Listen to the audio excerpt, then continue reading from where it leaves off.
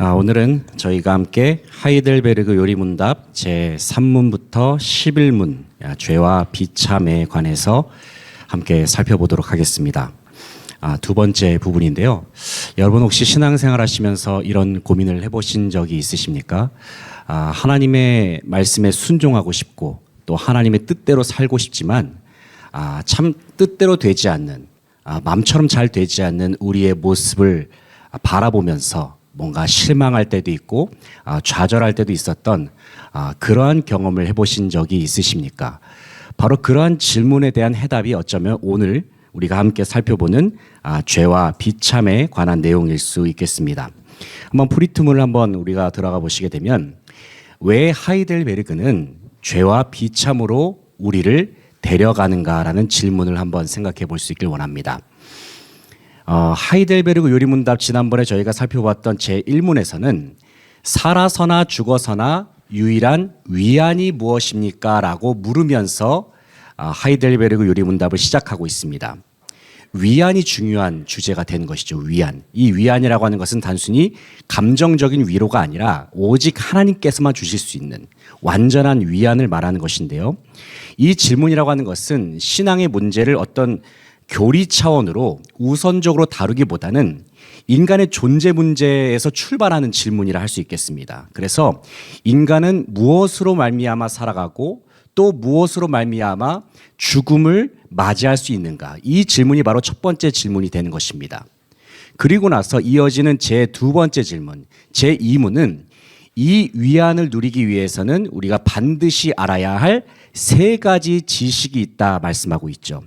각주 부분 밑에 각주 1번 부분을 보시게 되면 그 제2문에 대한 내용이 이러한데요. 첫째는 뭡니까? 나의 죄와 비참. 여기서 죄와 비참이 나오죠.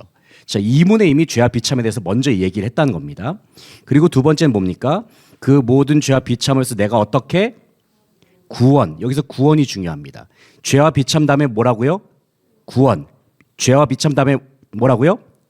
예, 구원입니다. 한번 대답해 주시면 감사하겠습니다. 자, 세 번째, 그러한 구원에 대해서 내가 어떻게 하나님께 감사하는지. 자, 첫 번째 뭡니까? 죄와 비참. 두 번째는요, 구원. 세 번째는 감사. 이 세 가지 이 흐름 속에서 하이델베르그 요리문답이 흘러간다라고 우리는 이해하시면 되겠습니다.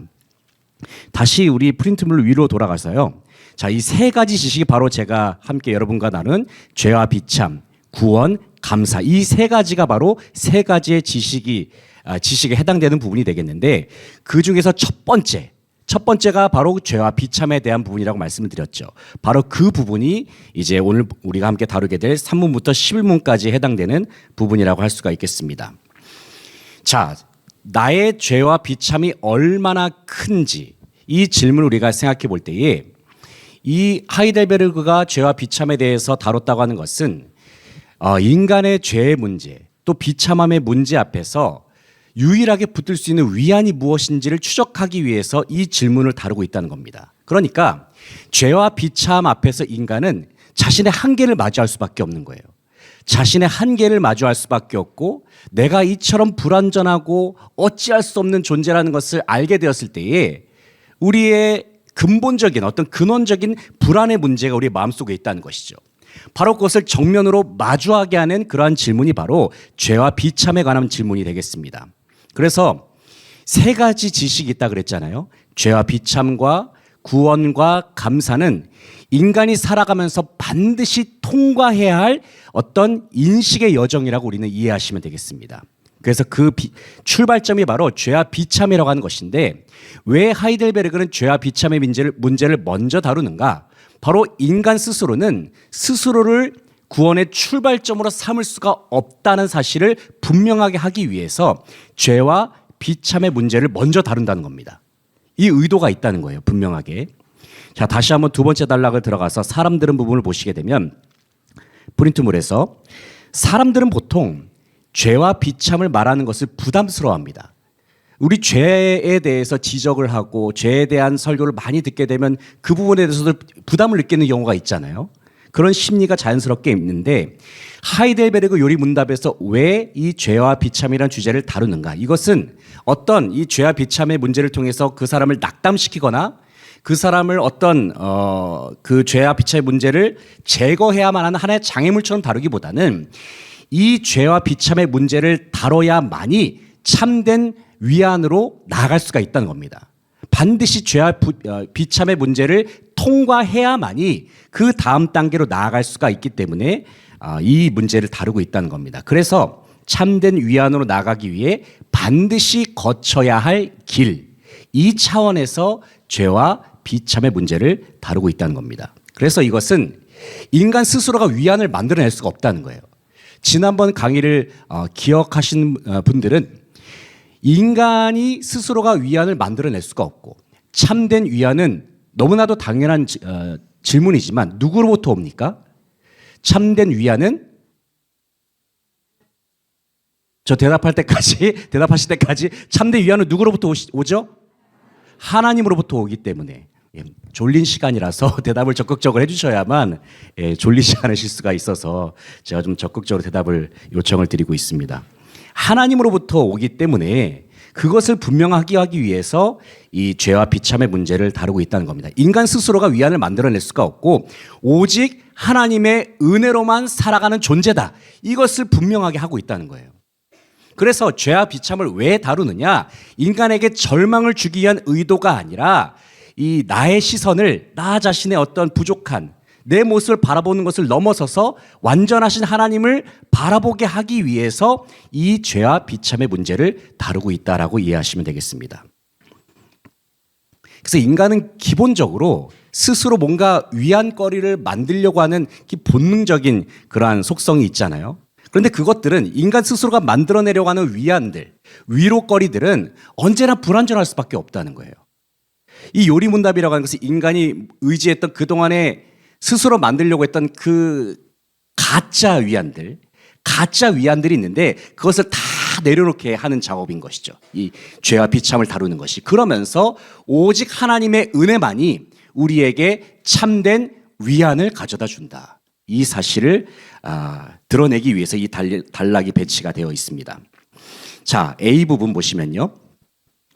제3문부터 11문의 위치와 신학적 의미가 되겠는데 제3문부터 11문의 어떤 이 신학적인 의미는 은혜의 필연성을 드러내는 단락이다. 이렇게 이해하시면 좋을 것 같습니다. 은혜의 필연성. 은혜는 반드시 필요하다는 거예요. 우리가 그만큼 죄악으로 말미암아서 비참한 존재가 되는데 하나님의 은혜 없이는 살 수가 하나님의 은혜가 없이는 살 수가 없는 존재라는 것을 분명하게 하기 위해서. 자, 단락을 보시면요. 하이델베르그 요리문답은 아까 세 가지 단락을 우리가 다루지 않았습니까? 죄와 비참, 그 다음에 뭐죠? 구원, 그 다음에요 감사. 이 세 가지는 계속해서 반복이 될 겁니다. 이 세 가지의 대단락의 구조로 이루어져 있습니다. 그러니까 인간의 비참에서 출발해서 하나님의 구원으로 연결이 되죠. 구원받은 자는 마땅히 어떤 마음으로 하나님 앞에 반응하게 되어 있습니까? 감사로 나아가게 된다는 거예요. 이러한 흐름으로 나아가는 것을 보여주고 있는데 그 중에서 제3문부터 11문까지는 첫 번째 대단락 부분, 죄와 비참의 핵심 부분이라 할 수가 있겠고 제2문에서 이미 이 부분이 제시가 되었잖아요. 나의 죄와 비참함이 얼마나 큰지 이 부분을 구체적으로 풀어서 설명해 주는 부분이다. 이렇게 이해하시면 되겠습니다.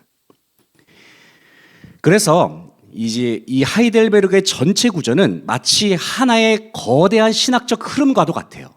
그러니까 죄와 비참이 없다면 구원이 불필요하죠. 그렇죠?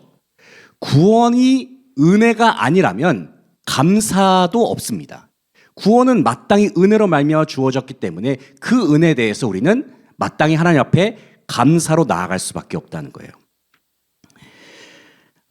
우리가 함께 계속해서 살펴보면서 이 하이델베르그 요리문답의 죄와 비참의 부분을 우리가 공부하게 될 때에 어떤 자기 스스로가 가지고 있었던 모든 가능성들, 내 힘과 노력으로 이루고자 했던 모든 시도들을 철저하게 내려놓게 됩니다. 그리고 모든 것을 다 내려놓았을 때 그때서부터 우리는 비로소 하나님의 은혜를 구하게 되는 은혜의 자리로 나아가게 되는 것이죠. 자, 제3문부터 11문 두 번째 단락 부분 보시게 되면은 제3문부터 11문은 이후 전개되는 모든 교리 논의의 출발선과도 같다. 그리고 조직 신학적으로는 이 조직 신학이라고 하는 것은 신학을 하나의 시스템화 시켜놓은 것을 말하는 것입니다. 이 조직 신학적으로는 인간론의 출발점과도 같은 내용이 이 부분에 담겨져 있습니다. 그렇다면 인간론이란 무엇인가? 제가 친절하게 설명을 밑에 달아놨습니다. 자, 각주 2번을 보시게 되면 조직 신학에서 인간론이라고 하는 것은 하나님 앞에서 인간이 어떤 존재인가를 성경의 근거에서 체계적으로 다루는 교리를 말하는 것입니다. 이것을 풀어서 설명한다면 인간론이라고 하는 것은 인간을 어떤 독립적인 존재로 보는 것이 아니라 하나님과의 관계 속에서 이해하는 이론인 거예요. 자, 거기서 본다면 인간은 분명 하나님께서 존귀하게 만드셨죠. 하지만 죄로 말미암아 타락함으로 말미암아 인간에게 한계가 발생했어요. 그러므로 인해서 결국에는 하나님의 구원, 하나님의 은혜 없이는 살아갈 수 없는 존재가 된 것을 우리가 이 인간론을 통해서 확인할 수가 있는 겁니다. 자, 그래서 제3문부터 11문 죄와 비참의 문제는 조직 신학적으로는 인간론에 해당되는 부분이다. 그리고 이 요리문답은 인간의 문제는 어떤 사회적 환경이 잘못돼서 벌어진 것도 아니고 어떤 제도가 잘못되어서 벌어진 것이 아니라 기본적으로 인간에게는 무엇이 근본적인 문제인가? 바로 하나님과의 깨어진 관계. 바로 그것이 인간의 근본적인 문제요, 인간의 현주소라는 것을 규정을 하고 있습니다. 또한 구원이라고 하는 것은 율법을 지킨다고 해서, 율법을 완전히 지킨다고 해서 이루어지는 것이 아니라는 거예요. 그것은 애초에 가능하지도 않죠. 인간이 불완전하기 때문에. 그러면서 인간의 죄와 무능을 막 드러내고 있어요. 그러면서 스스로 하나님 앞에 설 수 없는 존재라는 것을 분명하게 보여주기 위한 그러한 부분이 3장부터 11장까지 부분입니다. 그러니까 우리가 이 부분을 공부하게 되면 어느 지점까지 이르게 되는 것일까요? 아, 우리에게는 다른 길이란 없구나. 내 힘과 능력으로 구원을 얻을 수 있는 것이 아니구나라는 사실을 우리는 깨닫게 되는 것이죠. 그러면서 하나님의 은혜 없이는 내가 구원을 받을 수가 없구나. 나에게는 반드시 구원이 필요하구나. 이러한 결론에 이르게 된다는 겁니다. 자, 두 번째 부분을 보시게 되면 죄와 비참의 문제에 관한 웨스트민스터 요리문답과의 접근법을 한번 비교해 봤으면 좋겠습니다.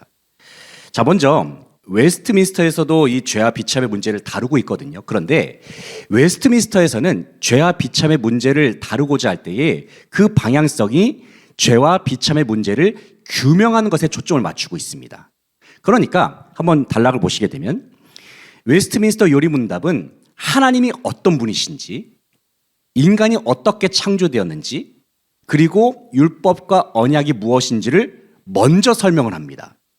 자, 여기서 여러분에게 문제를 드립니다. 하이델베르그에서 가장 먼저 다루는 것이 무엇입니까? 위안이죠, 위안. 참된 위안으로부터 출발한다고 지난번에 말씀드렸죠. 기억나시죠? 예, 잊어버리실 수 있습니다. 잊어버리실 수 있고요. 예, 참된 위안에서부터 출발하지만 웨스트민스터 같은 경우는 좀 약간 그 접근법 자체가 달라요. 먼저는 하나님이 어떤 분이신지, 인간이 어떻게 창조되었는지 뭔가 그것을 먼저 선언하면서 들어가고 있어요. 율법과 언약이 무엇인지를 먼저 설명한 다음에 그러한 상태 속에서 죄가 들어와서 인간의 상태가 교리적으로 어떤 존재인가를 규정하면서 웨스트민스터는 시작한다는 겁니다. 이때에 죄라고 하는 것은 무엇인가? 하나님의 율법을 어긴 명백한 범죄로 정의가 되면서 인간의 비참한 상태는 하나님의 공의로운 진노와 형벌 아래에 놓인 상태로 설명되고 있어요. 이런 내용들만 보더라도 뭔가 웨스트민스터의 이 분위기 자체는 법정적이고 뭔가 객관적인 그런 진술로 이루어져 있음을 볼 수가 있습니다. 여기에도 분명한 이 의도와 장점이 있는 것이 무엇이냐면 이러한 진술을 통해서 인간은 하나님 앞에서 변명할 수 없는 존재라는 것을 분명하게 확실하게 알게 되는 것이죠. 그러면서 구원이라고 하는 것은 인간의 공로나 가능성에 있는 것이 아니다. 이것을 체계적으로 논증하는 특징이 웨스트민스터 가운데 있다는 거예요. 그래서 웨스트민스터에서 죄와 비참의 부분은 뭔가 이 죄와 비참에 관한 내용을 이성적으로 교리적으로 확실하게 증명해주는 기초 역할을 한다고 볼 수가 있겠습니다. 뭔가 논증적이고 선언적인 그러한 특징이 웨스트민스터 가운데 있다는 것이죠. 반면에 이 하이델베르그에서 다루는 죄와 비참의 문제 같은 경우에는 이 죄와 비참의 문제를 어떻게 하라고 이제 여기다 적혀 있습니까? 문제를 느끼게 하는 데 좀 더 초점이 맞춰져 있습니다.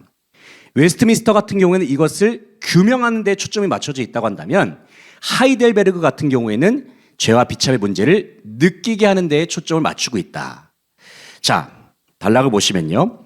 하이델베르그 요리문답은 신앙의 정의가 먼저 제시가 되는 것이 아니라 어떤 질문으로 출발한다고요? 자, 밑줄 적어놨죠? 유일한 위안으로부터 출발한다. 그래서 신앙의 문제는 존재의 문제에서 출발한다는 거예요.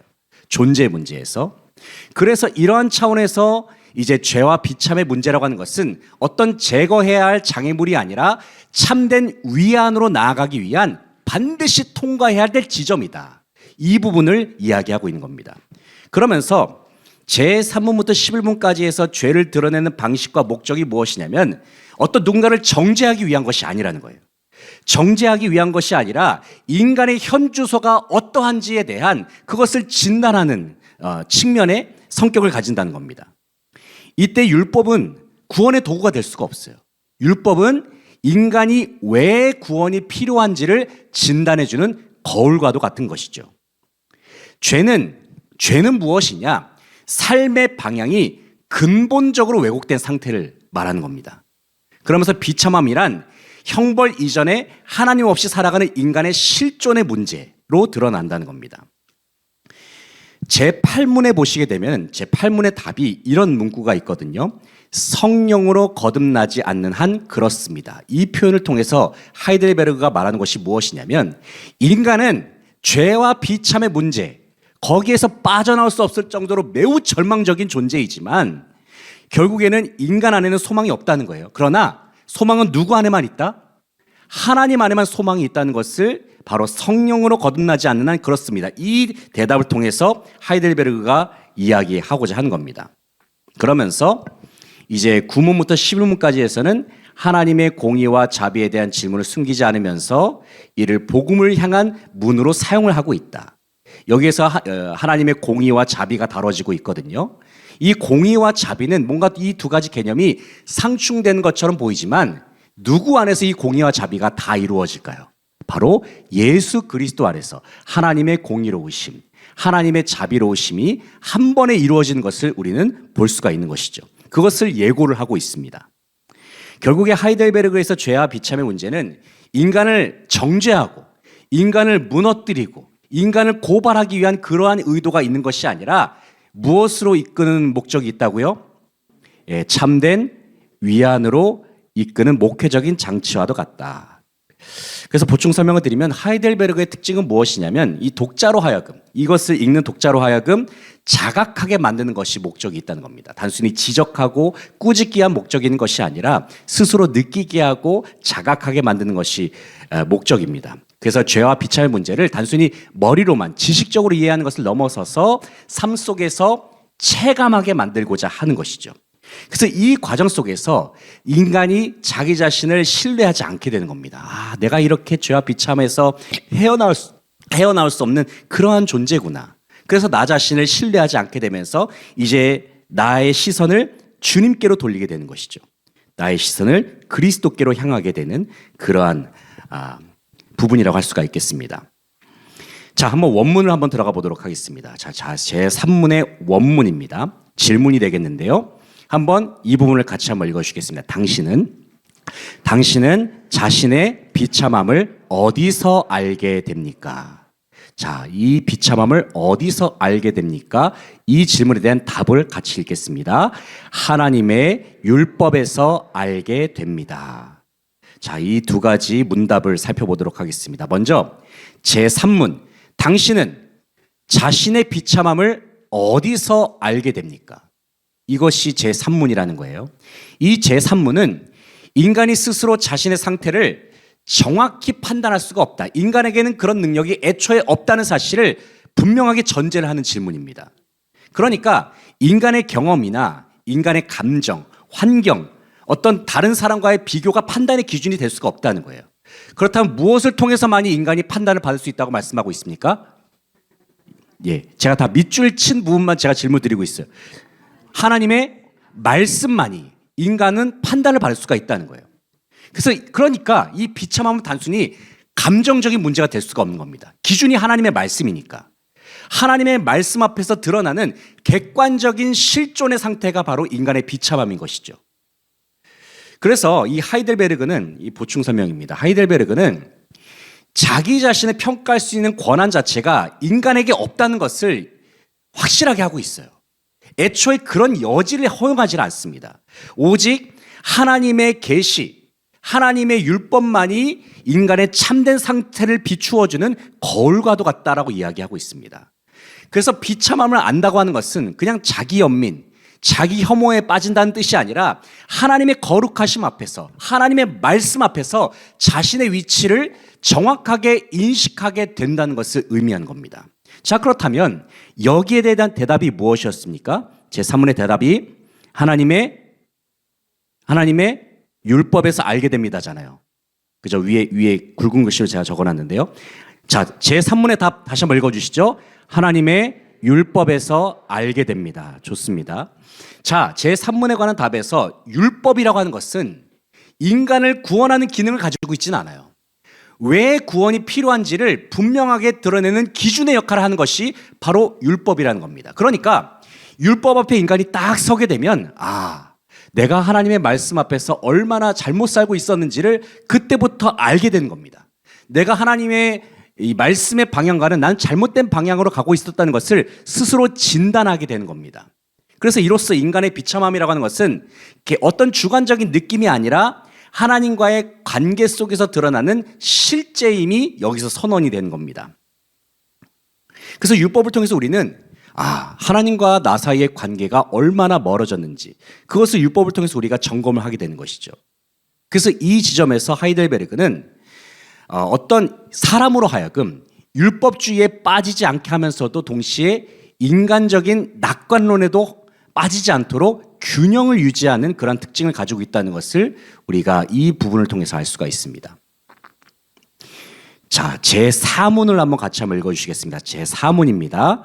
하나님의 율법은 우리에게 무엇을 요구합니까? 자, 제4문의 답입니다. 하나님 사랑과 이웃 사랑입니다. 너무나도 우리가 기본적으로 알고 있는 개념들이죠. 자, 제3문. 하나님의 율법이 요구하는 것이 무엇인가? 율법은 비참함을 드러내는 기준이라고 말씀을 드렸죠. 그렇다면 그 율법이 궁극적으로 요구하는 것이 무엇인가를 이야기하고 있어요. 자, 하이델베르그는 율법의 본질과 함께 율법 중심 속에 담겨있는 그 요구가 무엇인지를 탐구를 하고 있는데 이것은 단순히 어떤 율법이라고 하는 것이 외적인 순종을 하는 그런 차원의 문제가 아니라는 겁니다.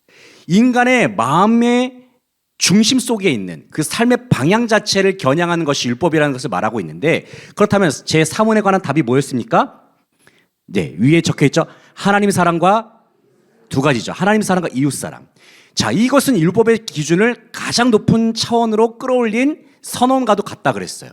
그래서 여기서 사랑이라고 하는 것은 행위뿐만이 아니라 마음과 의지, 목적까지 요구하는 것이다. 그래서 죄라고 하는 것은 어떤 계명을 위반하는 차원을 넘어서는 것이죠. 하나님과 이웃을 사랑하지 않는 그러한 본질, 그러한 상태 자체를 말한 겁니다. 이 기준 앞에서 율법은 인간의 성취를 증명하는 도구가 아니라 무엇입니까? 인간의 무능함을 드러내는 거울이 된다는 거예요. 자, 하이델베르그는 보충 설명인데요. 율법의 핵심을 가리켜서 사랑이라고 하는 가장 높은 기준을 제시를 하고 있어요.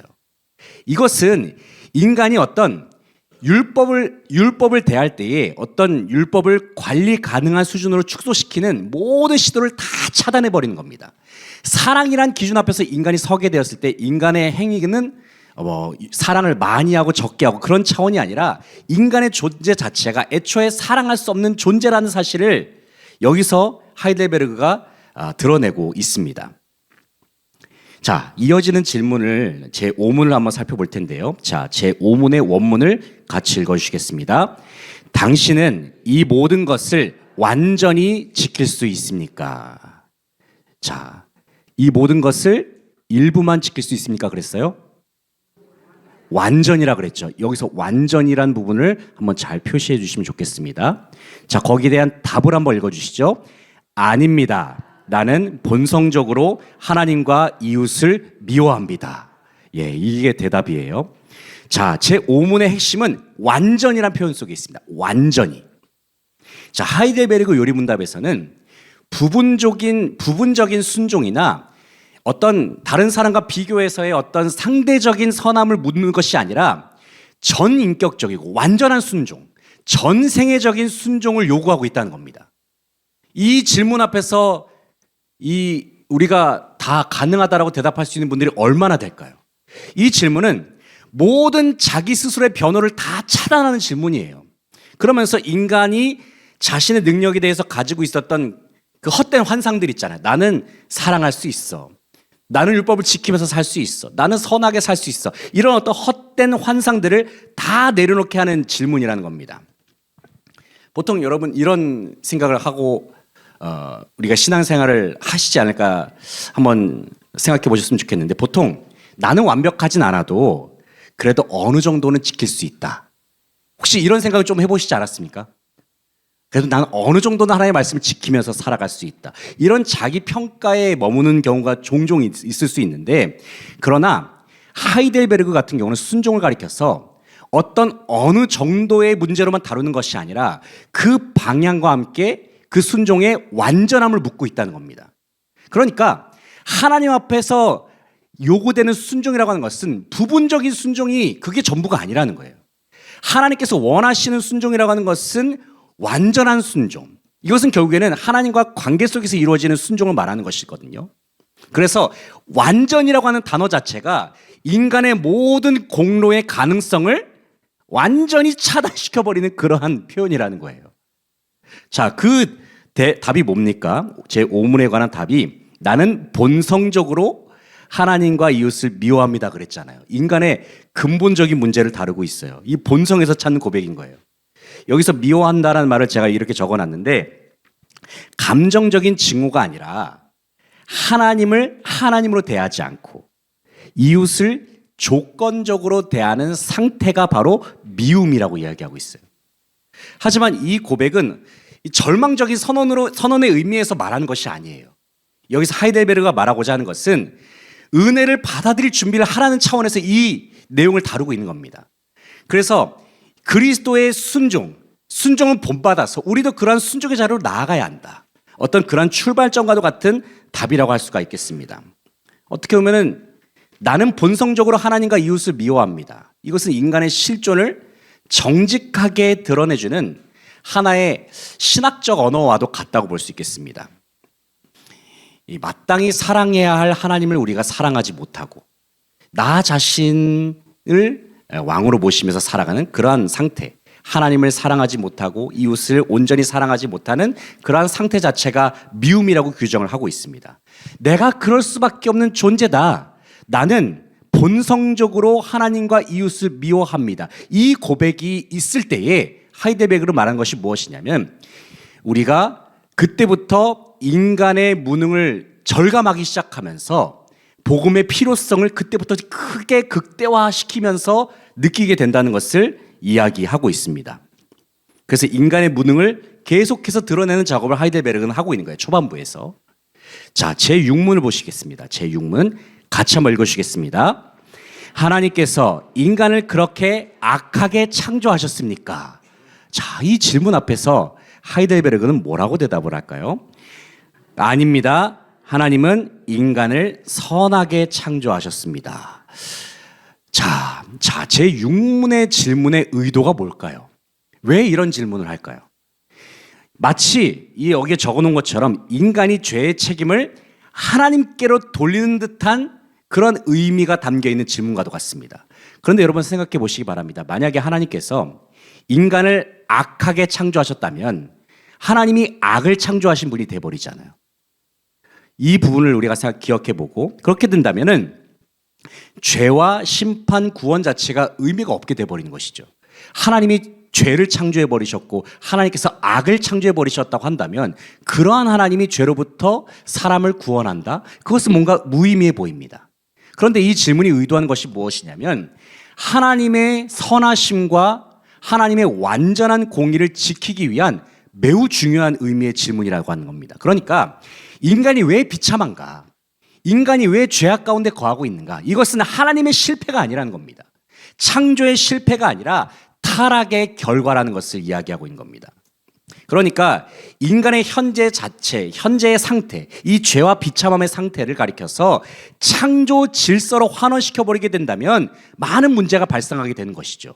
만약에 인간이 타락한 것이 하나님의 창조 속에 포함되는 요소가 되어버린다면 하나님이 죄의 근원이 되어버리는 거예요.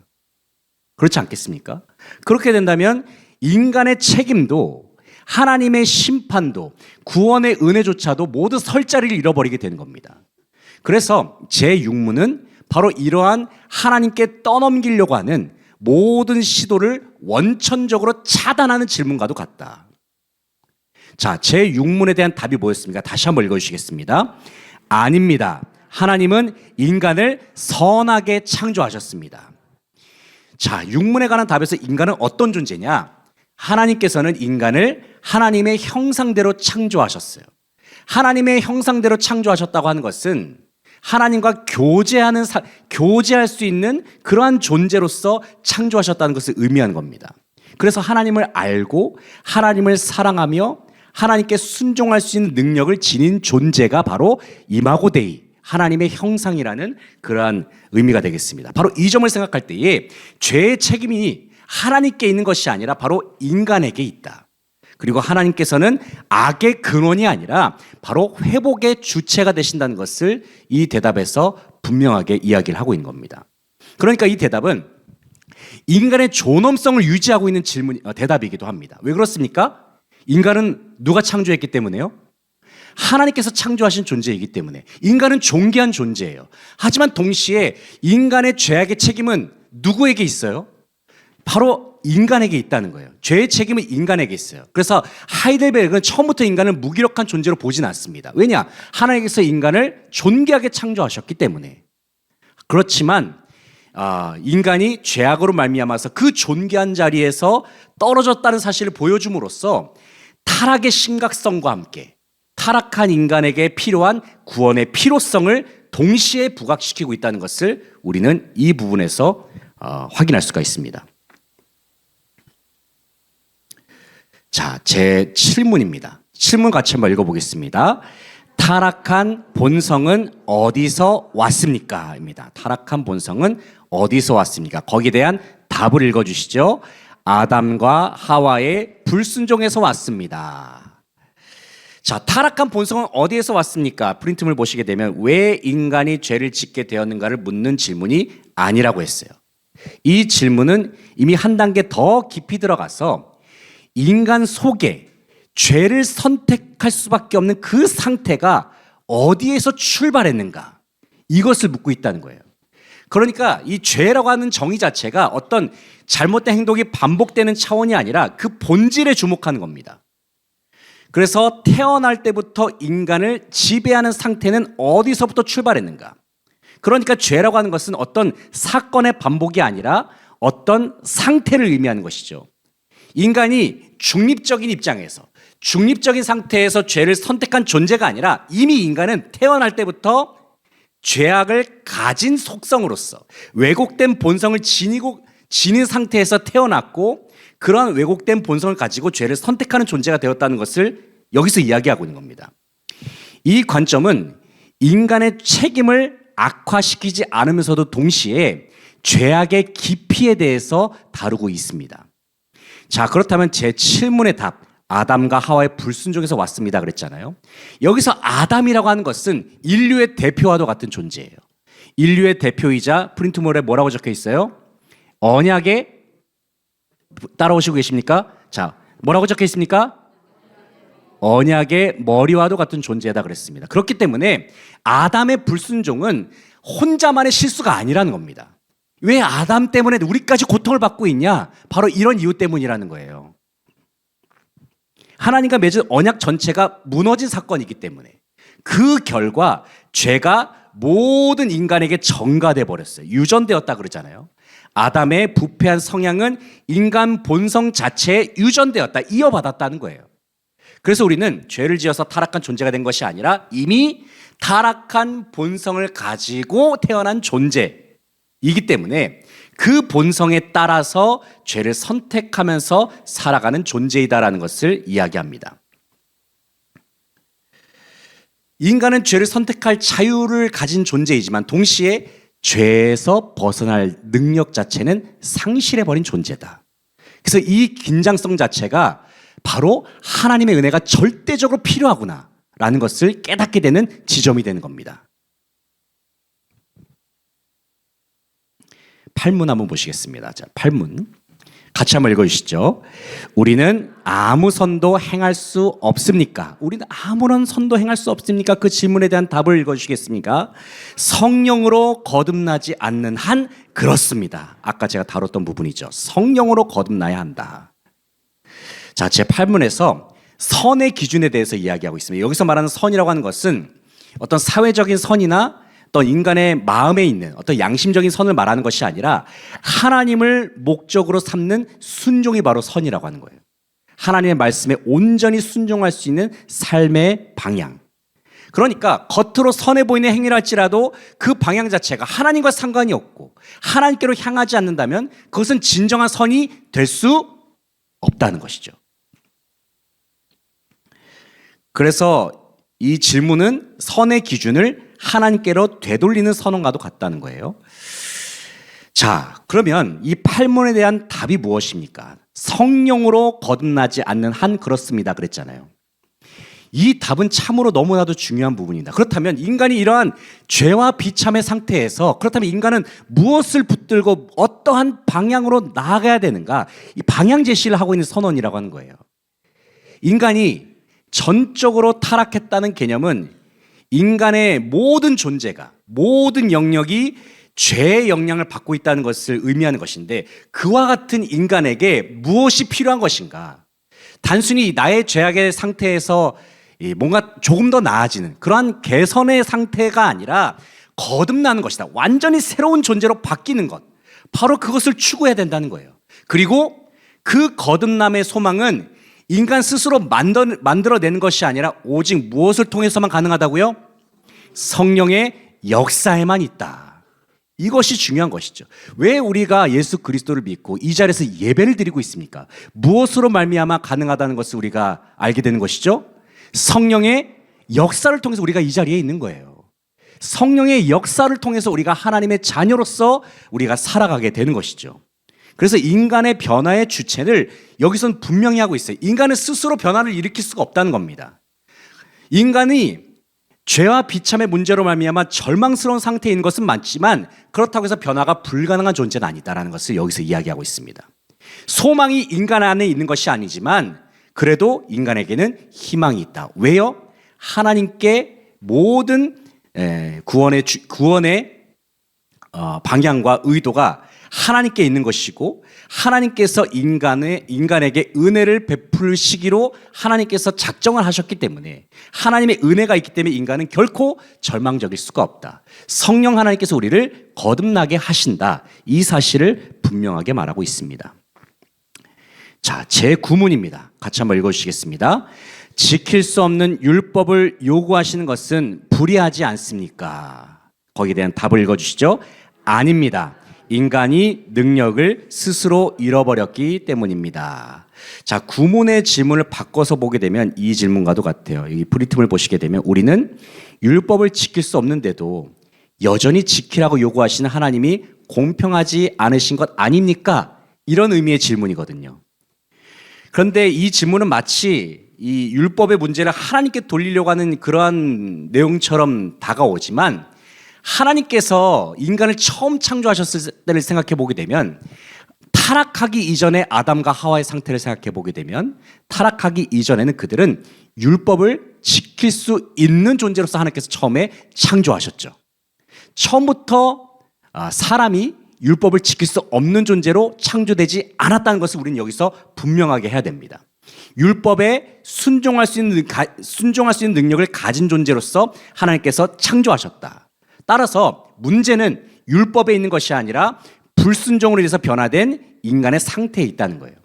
불순종으로 말미암아 죄가 인간의 삶 속에 들어오게 되었잖아요. 그래서 하이델베르그는 하나님의 기준 자체를 어떤 현재 능력에 맞춰서 낮추어 보질 않고 인간의 상태를 하나님의 기준 앞에 딱 세우는 거예요.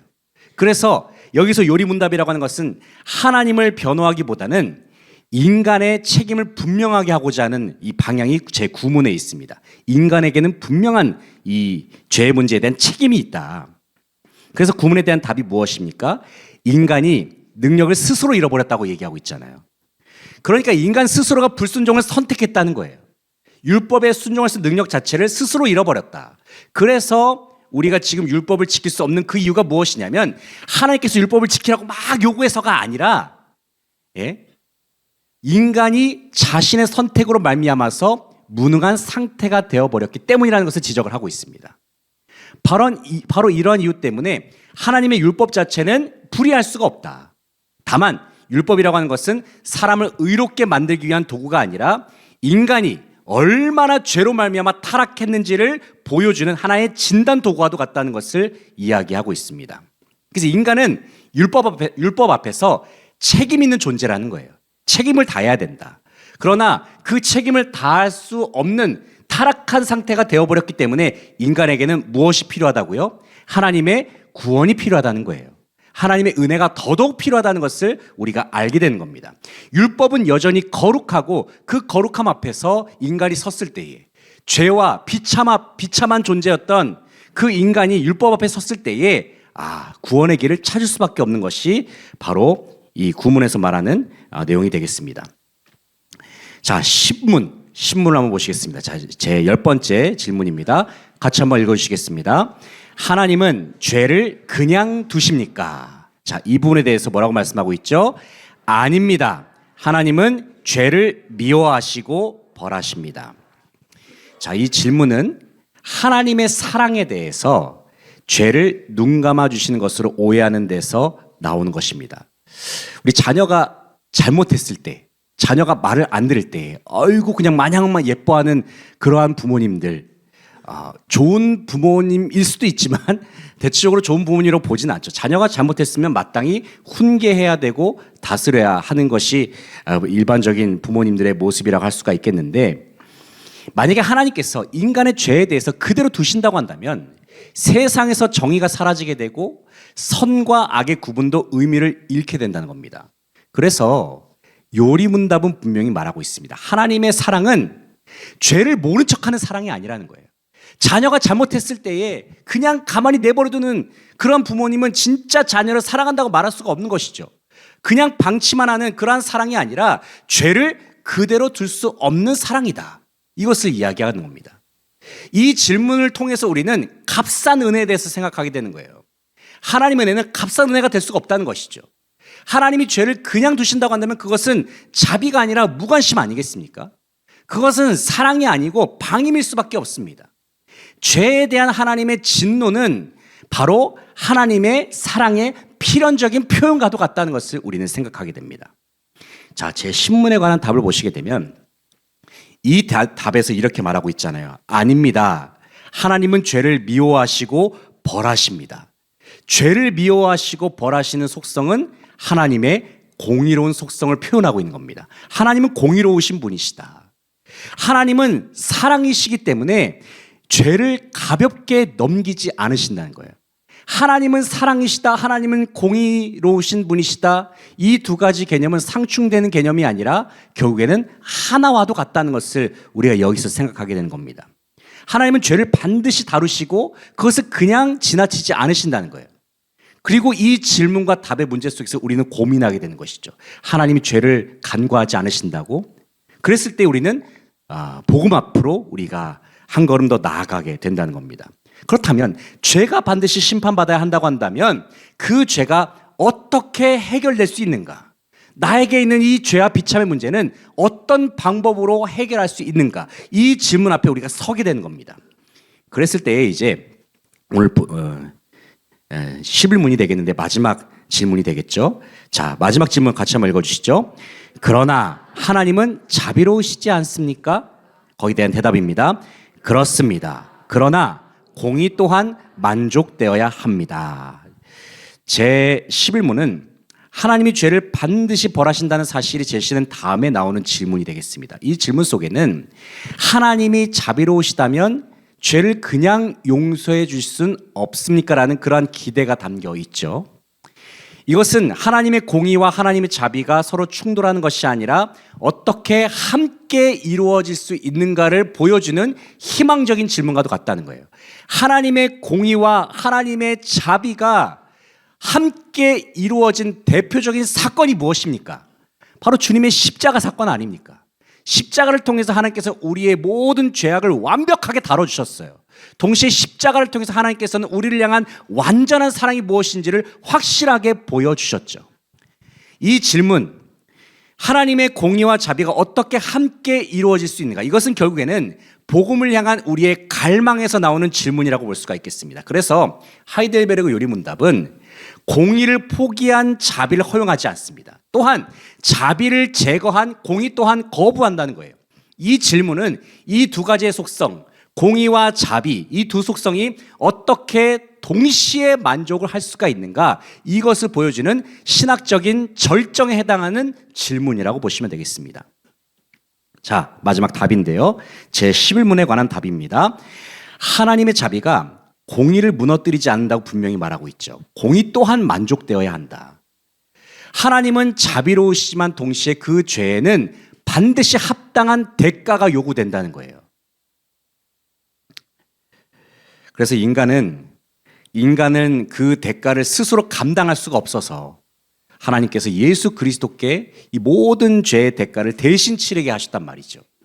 이것이 의미하는 바가 무엇이냐면 하나님의 공의와 자비가 서로 충돌하는 것이 아니라 어떻게 함께 이루어질 수 있는가. 이미 제가 그 답은 말씀을 드렸지만 바로 십자가 안에서 이루어지는 그 일들이 바로 하나님의 공의와 자비가 함께 이루어지는 것이 통합된 사건이 바로 십자가 사건인 겁니다. 그래서 하나님의 자비와 공의가 함께 만족되는 길이 필요하고 그 길이 바로 예수 그리스도를 통한 구원의 길이다라는 겁니다. 아직 11문까지에서는 예수 그리스도의 이름이 충분히 다루어지고 있지는 않습니다. 그러나 이 여기까지의 11문까지의 내용을 통해서 우리가 분명하게 확인하게 되는 것은 무엇이냐면 그리스도 외에는 다른 길이 없다는 것을 제 11문까지의 내용에서는 암시를 하고 있다는 겁니다. 그래서 죄와 비참의 단랑은 절망으로 끝나는 부분이 아니라 바로 필연적으로 그 다음 단계가 무엇입니까? 죄와 비참 다음에 죄와 비참, 구원, 감사. 죄와 비참 다음에 필연적으로 구원의 단락으로 넘어가게 하는 역할을 한다고 보시면 되겠습니다. 자, 결론 부분입니다. 오늘 우리가 함께 살펴본 죄와 비참을 주제로 한 제3문부터 11문은 한 가지 분명한 결론으로 우리를 이끌고 있습니다. 그것은 인간은 스스로 자기를 구원할 수가 없다. 그렇기 때문에 참된 이해는 나의 인간 안에서 찾는 것이 아니라 하나님께로부터 온다는 사실을 분명하게 하고 있습니다. 하이델베르그 요리문답은 이 사실을 숨기지 않고 철저하게 드러낸 다음에 자연스럽게 다음 질문을 던지고 있어요. 그렇다면 누가 우리를 위하여 하나님 앞에 설 수 있는가? 이 부분을 우리가 다음 파트에서 다루게 되는 겁니다. 이 질문에 대한 대답이 바로 다음 시간에 살펴볼 중보자에 대한 부분이 되겠습니다. 그래서 중보자에 대한 부분이 이어지게 되는 것이고요. 그래서 우리의 시선이 우리의 어떤 비참함, 우리의 무능함에 머무는 것이 아니라 그것을 벗어나서 하나님께서 예비하신 구원의 길, 바로 예수 그리스도께로 옮겨지게 된다는 겁니다. 간절히 바라옵기는 우리의 유일한 소망이 되시고 참된 위안이 되시는 우리의 유일한 중보자 예수 그리스도만을 바라보면서 주님만을 붙들고 담대히 하나님 앞에 나아갈 수 있는 모든 성지의 권속들 다 되시기를 간절히 바라고 소망합니다. 기도하시겠습니다. 아버지 하나님 감사합니다. 오늘 하이델베르그 요리문답 죄와 비참의 문제를 함께 우리가 살펴보면서 우리 스스로는 하나님 앞에 온전히 설 수 없는 참으로 비참한 존재였지만 하나님의 전적인 은혜와 하나님의 완전하신 사랑으로 말미암아 우리 가운데 참된 위안이 주어졌고 우리의 모든 구원과 모든 소망이 오직 하나님께로부터 왔다는 사실을 기억하면서 우리가 주님 앞에 찬송하며 영광 돌리게 하시니 참으로 감사를 드립니다. 우리의 유일한 중보자가 되시고 구원의 길이 되시는 예수 그리스도만 바라보면서 우리에게 주어진 믿음의 길을 힘차게 걸어 나아갈 수 있는 모든 성도들의 삶 다 되게 하여 주시옵소서. 주님께 감사드리며 예수 그리스도의 이름으로 기도합니다. 아멘.